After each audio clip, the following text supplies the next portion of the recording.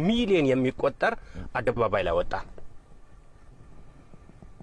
አሸባሪ ህዝብ ጠቅላላ ህዝብን ጭፍልቅ አድርገን እንዴት አሸባሪ ይባላል? ግን አሁን የኦሮሞ ንቅናቄ አይታችሁታል?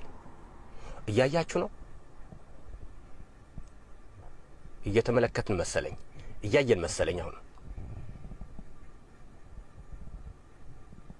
ኦነግ አሸባሪ የተባለው እባካችሁ ኦሮሞዎች ማሩን የምንልበት ጊዜ ይመጣል። በእርግጠኝነት ነው የምነግራችሁ።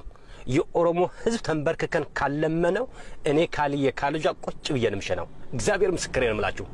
የኦሮሞ ህዝብን እንዲያው ተንበርክከን ካለመናቸው እችን ቃል ለታሪክ ያዟት በደንብ አርጋችሁ። መቼም ለታሪክ ይበዛባችኋል ብዬ ገምታለሁ። የምናገራቸው ነገሮች ደግሞ ጠብ አይሉም፣ ከመሬት ጠብ አይሉም፣ ተግባር ላይ ነው የሚውሉት። የሚገርማችሁ ነገር ለበርካታ አመታት የኦሮሞ ትግል ብለን አደባባይ ላይ ስንለፈልፍ በኢህአዴግ ዘመን እንኳን ሲሰጠን የነበረው ታርጋ እጅግ በጣም በሚያሳዝን ሁኔታ ነው።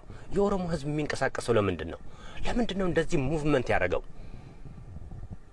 ኦሮሞዎች እንዲህ ገንፍለው የወጡት ለምንድን ነው? ክቡር ጠቅላይ ሚኒስትር መለስ ዜናዊ እኮ ተናግሯል። የኦሮሞ ህዝብ ደጋግመን የምንናገራት አባባል ናት፣ የምትጣፍጥ ናት፣ ትክክለኛ ናት፣ መሬት ላይ ያለችው እውነታ ናት።